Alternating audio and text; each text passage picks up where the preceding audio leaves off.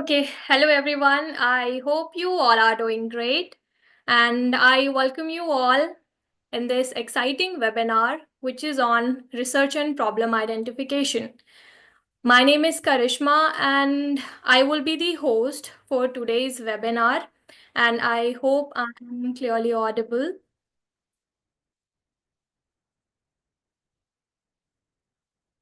Okay, so before we begin, I want you all to kindly drop your name and your country name you have joined from in the chat box.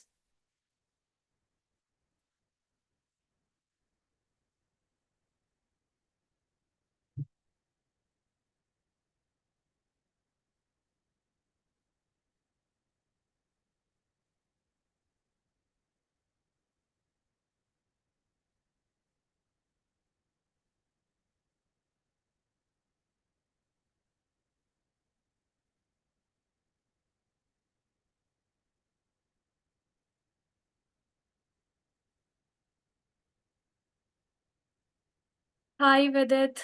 Thank you for joining. Uh,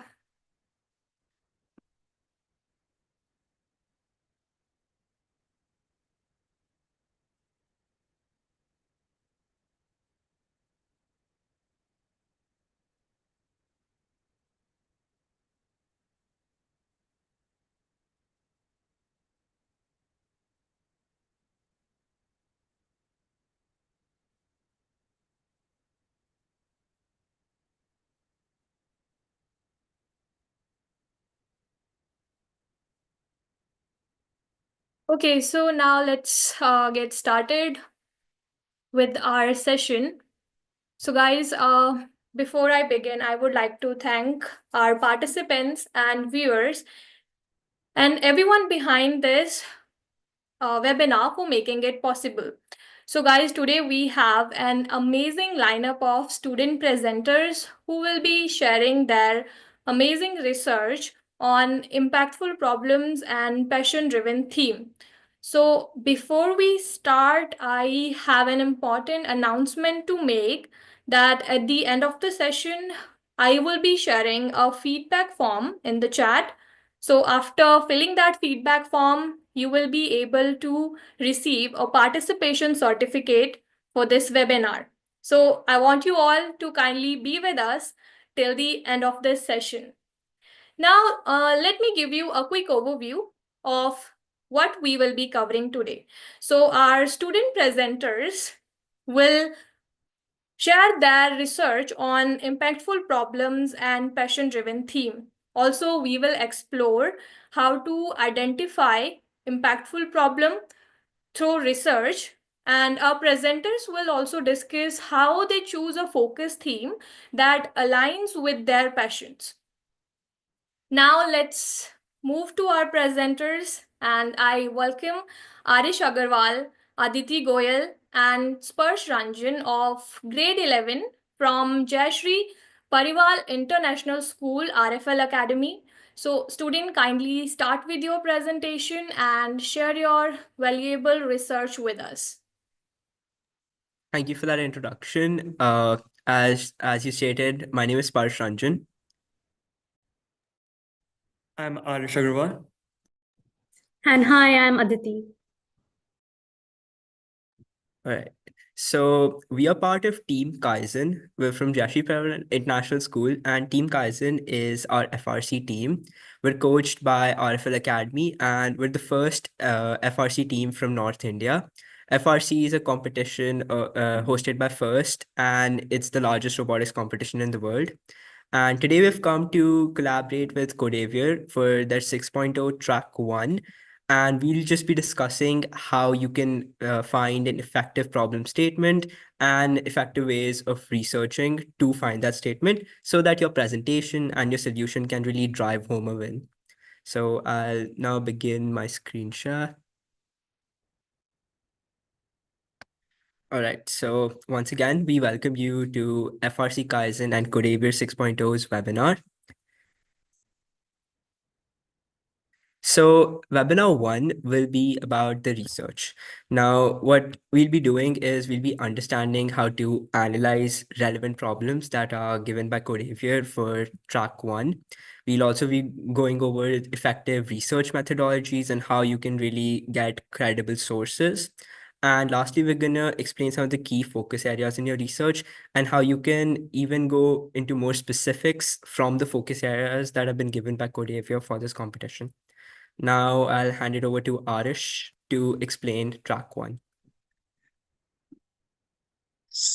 So track 1 is going to be all about your innovation and your entrepreneurship skills. And then moreover, you have to work on bringing sustainable solutions for your modern society and for your community. So there are basically 5 themes in track 1 that include: first, clean energy and sustainable cities; second, life below water and land; third, industry innovation and infrastructure; fourth, climate action and responsible consumption; fifth, good health and well-being.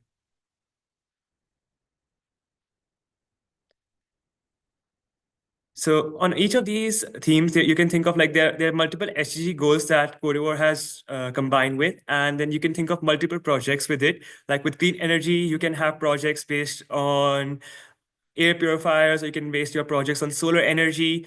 And then life below water and land, that includes more of your, let's take a water purifier using microfilters. And then third here is industry innovation and infrastructure, where you can think of building more bots and you can think of more of a tangible solution. And then in the fourth one, we have climate action and responsible consumption. That thinks about your air conditions, how much oxygen, like how you can purify your air. And the last is good health and well-being, which includes things like how you can help in the medical area, especially. So now handing over to Aditi for some real world examples. Hi. So I want to talk about some real world problems and how students have observed their surroundings and their daily lives, and that has led to amazing inventions. So, have you ever looked at your home, observed your surroundings, your school, your city? Do you ever notice problems that can be fixed? For example, you see the garbage overflowing every day and no one's there to clean it up. And two students by the name Daniel Kim and Arjun Oberoi similarly observed their grandparents struggling with visual impairments. Now, instead of feeling bad, they asked, how can we help? And through research and innovation, they helped develop a smart glass in which there's a camera and a computer model attached to it so that they can see using a touch. So why do you think it's important? Because they found a way to help the visually impaired to see without actually seeing. And this idea started with their own family, but now it can help millions of people with visual impairment problem. Second, Agrobot. It is an AI-powered farming solution. Have you noticed how farmers have to do so much manual labor, like checking the soil quality, managing irrigation, and protecting crops from pests? That takes a lot of effort. But a student by the name Aryan Singh in India thought, how can technology make farming easier? And that's how we built Agrobot. It is a robot with cameras and sensors, and it runs on solar energy. Now, this is important because, firstly, it reduces a lot of farmer workload, and it also promotes sustainability. This was a problem faced by farmers in one village. But now, similar to this, it can help farmers worldwide. What is your takeaway with this? Now, every big idea starts by observing the world around you. It does not need to be something big or even very important. You can start with observing your surroundings. You do not need to solve global issues like world hunger or global warming. You can start with your own surroundings by noticing the people around you and their problems.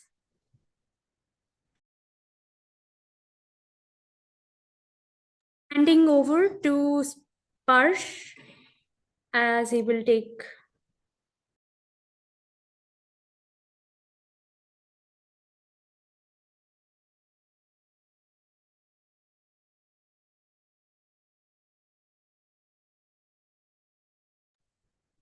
Yeah, sorry about that. So yeah, as Aditi said, now I'll be going over a research checklist. And as we stated, this webinar is about identifying a problem. So this entire checklist is basically about how you should go about looking into the themes, the sub-themes, and the things that Codeavour has already given out to you in terms of the prompt. As Ara stated, the theme is sustainability. So the first thing you should do when you start your research is look into past winners. They need not necessarily be the ones that are related to the theme itself, but ones that can be blueprints of how they've identified problems and made them into solutions. So past winners are very readily available on the Codeavour website, on their success stories, on their blogs, and you can really look into that process, how they came up with the solution, how their eventual presentation was, and also how they identified a problem from their surroundings, connected it to a global issue, and eventually won the competition. Now, after that, you should look at industry trends. Industry trends are extremely important because they give you a professional insight into how people are in the real world solving the problem. So you can begin by looking at research papers, perhaps news would also be very helpful. And you need not look only in India, or you can look at other countries that may be similar, other developing countries. Even developed countries may give you insights into how, with their resources, they've increased their innovation and perhaps made an even better solution than those that are being employed around you. And besides industry trends, you should look at feasibility because, of course, it's very tempting to want to make a solution that is extremely bold and employs a lot of like technical elements, but you need to look at the resources that you have available.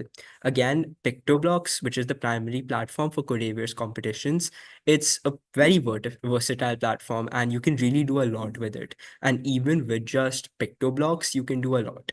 But at the same time, you need to be aware that it is still a coding platform.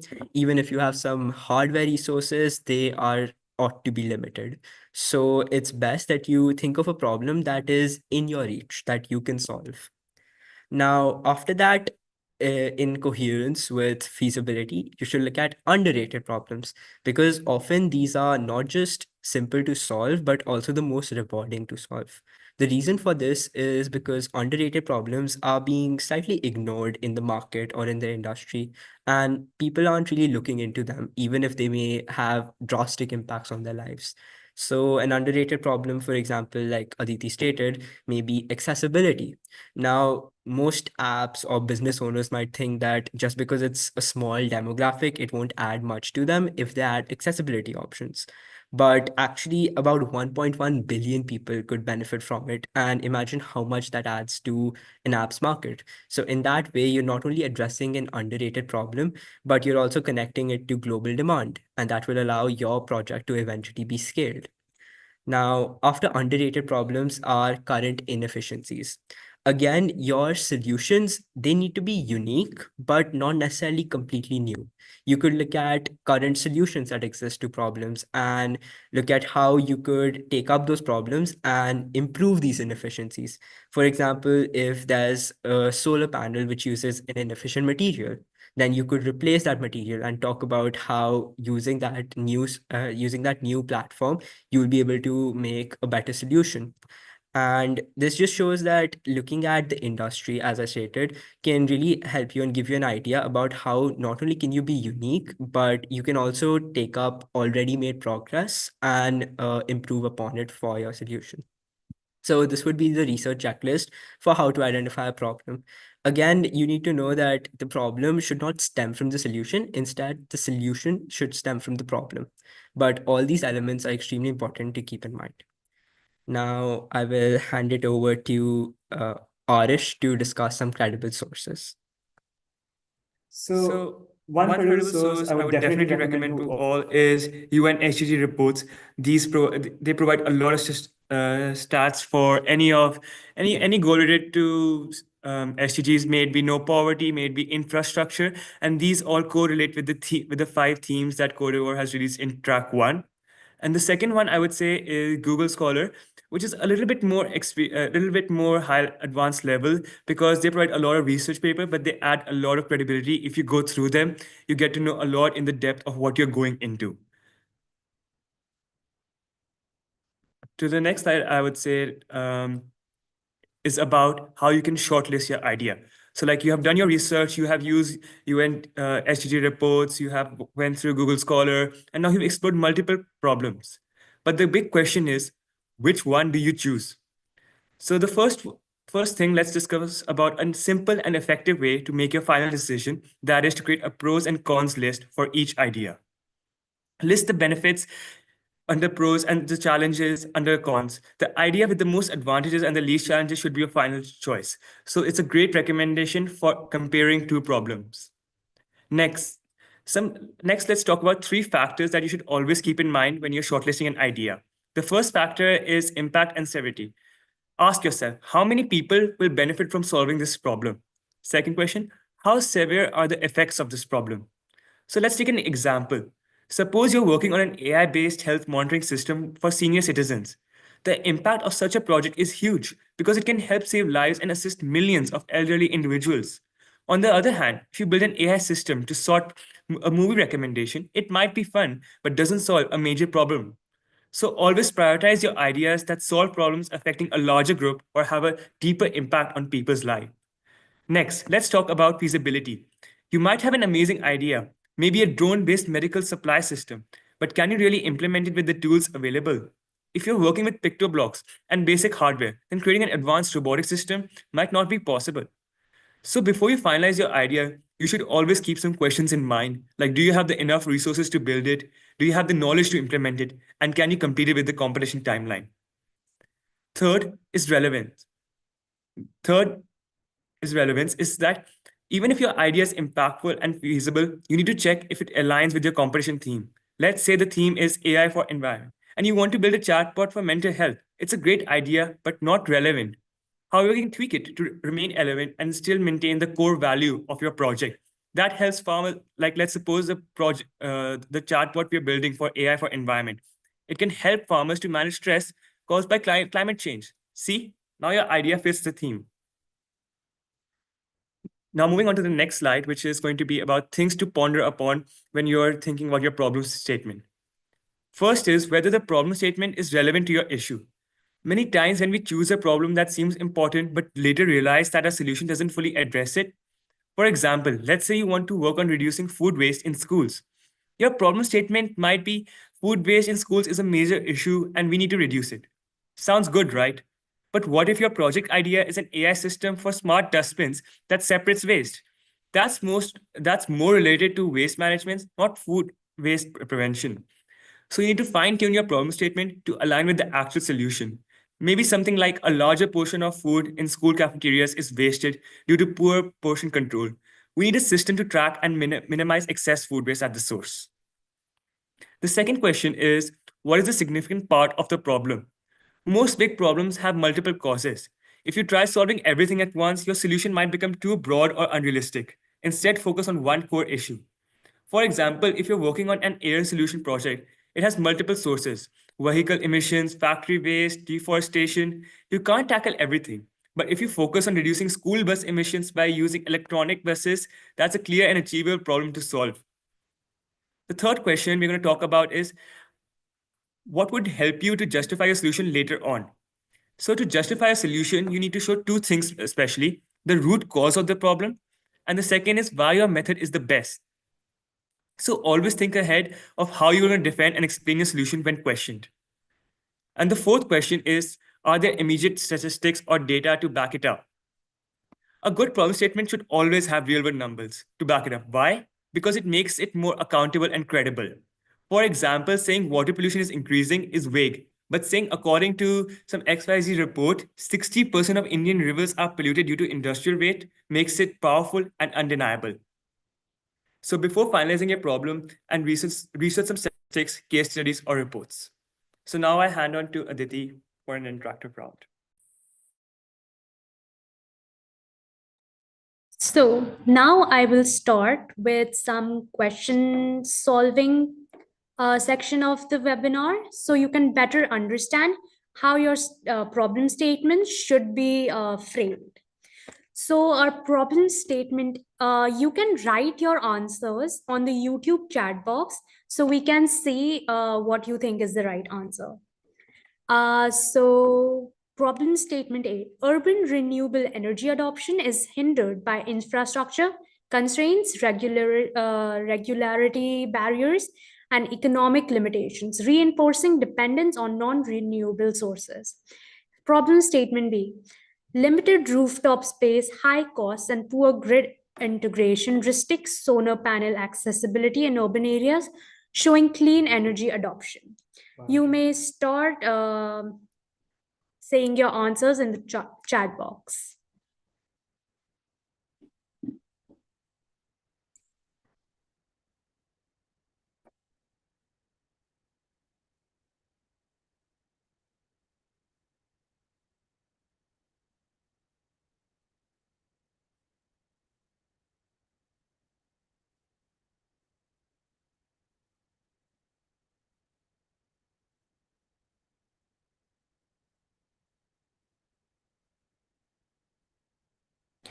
So I think I can tell you the answer now. The correct answer is A.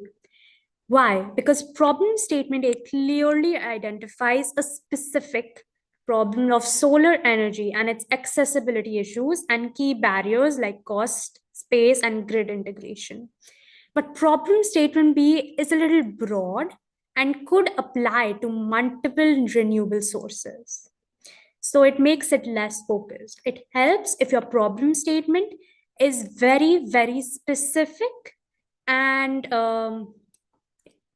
so we'll move forward to the next question. So problem statement A, energy waste is a problem in city street lighting systems. And problem statement B, current city street lighting systems lack energy efficient technologies leading to unnecessary energy consumption. You may start writing your answers in the chat box.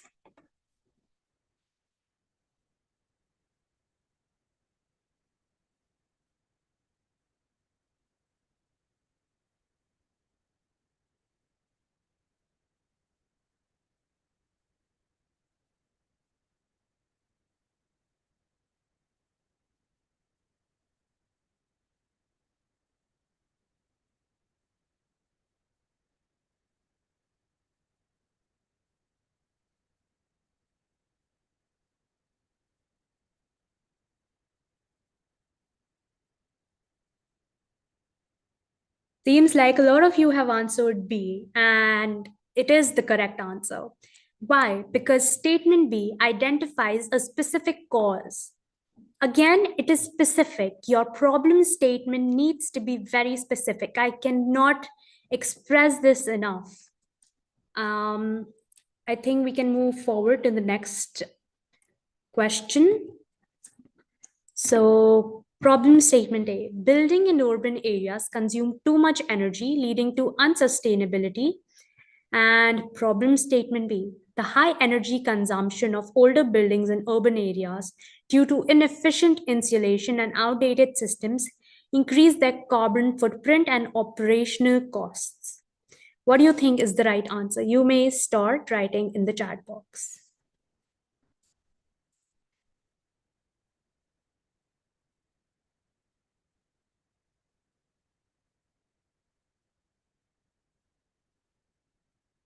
I think we can move on to the answer.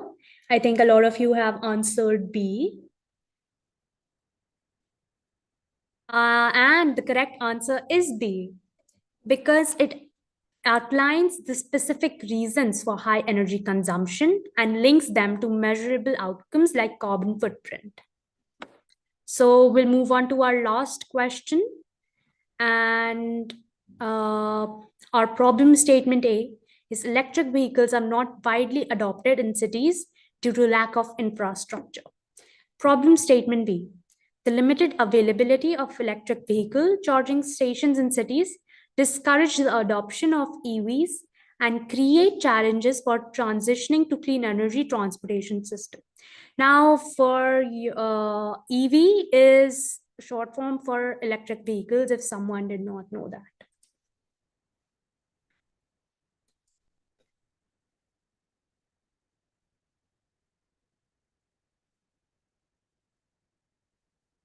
Wow, a lot of you have answered B as your correct answer. So let us check. Wow, the correct answer is B.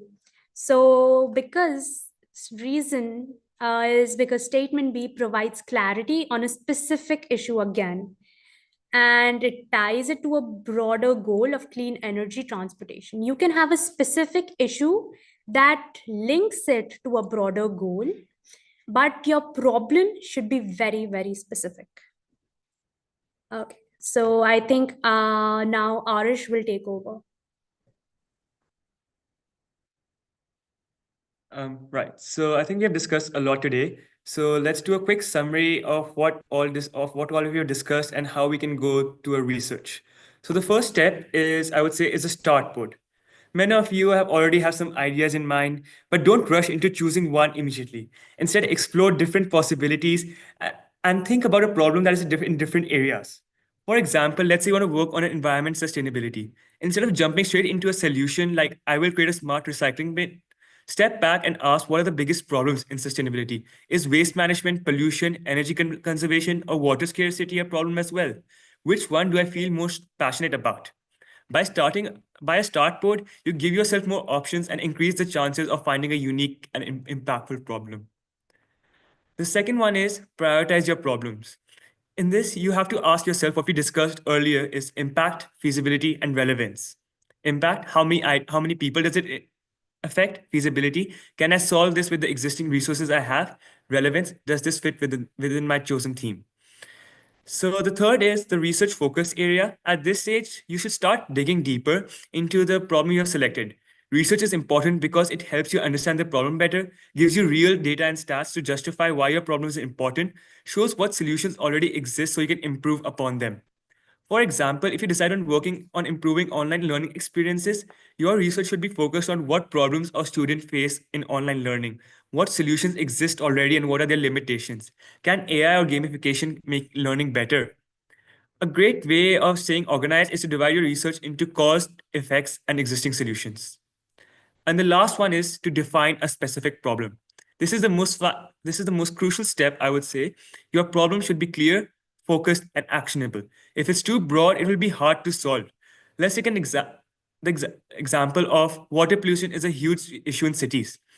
And then a specific problem example would be a major cause of water pollution in urban areas is the improper disposal of industrial waste. See the difference? The specific problem tells us what, where, and why, making it easier to develop a precise and impactful solution. A good way to define your problem statement is by answering who is affected, what is the main cause, where is this happening, and why is this important. So now, for the end, I'm going to invite Sparsh Ranjan to speak.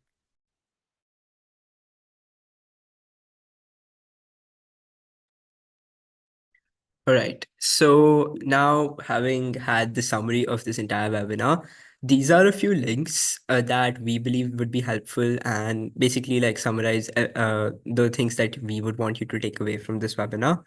Now, you don't need to necessarily note these down. Anybody who fills out this feedback form will be emailed an entire toolkit with many more links, research papers, and reports that they can look at for their research.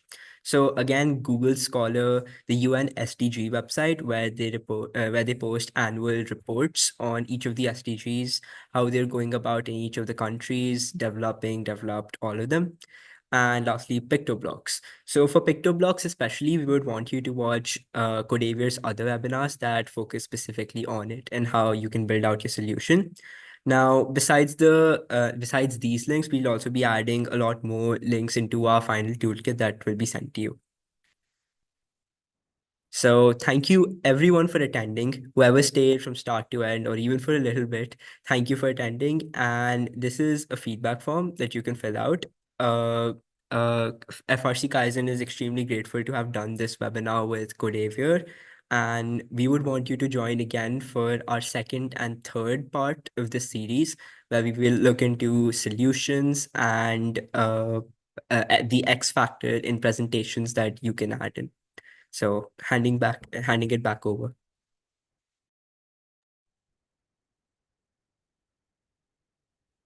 Okay, thank you so much, Aditi, Arish, and Sparsh for this insightful research, and it was really an informative presentation.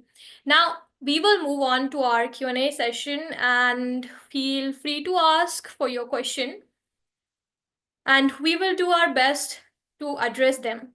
Also, I have shared a feedback form in the chat. So guys, you can fill the feedback form so that you can get the participation certificate for this webinar. Also, do drop the questions that you would like to ask our presenters.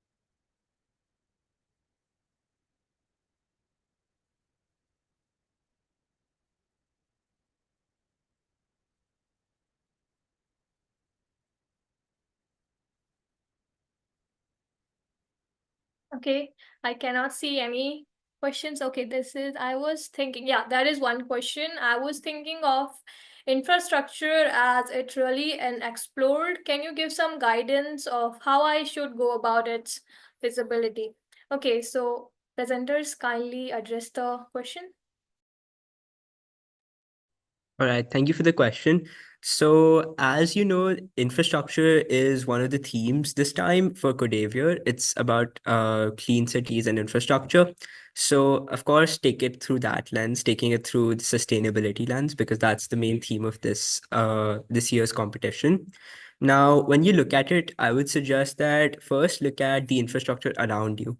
If you notice perhaps public places that don't have trash cans or they don't have separated trash cans that are recyclable, maybe think on that lens. Maybe think about how can I make it so it's easier for these places to be sustainable, how you can add in a solution that will help the infrastructure be sustainable for these places so that it doesn't negatively affect the environment or future generations, which is the entire point of sustainability. So besides that, also you can look at how these infrastructures can be made more economically feasible. Perhaps you add a system that makes it easier to add in profits. Again, like these are just some ideas, but the main thing to do here is just look at the problem from a local lens. Identify things that you notice around you. And yeah, that would be my advice to look at the problems in infrastructure particularly. Okay, Sparsh, great suggestions. Okay, guys, there is one more thing. If you do not have any question right now, then you can do one thing later on. If after the session you feel that there is any doubt, you can put that doubt in the feedback form. Then our presenter will surely try to solve your doubts.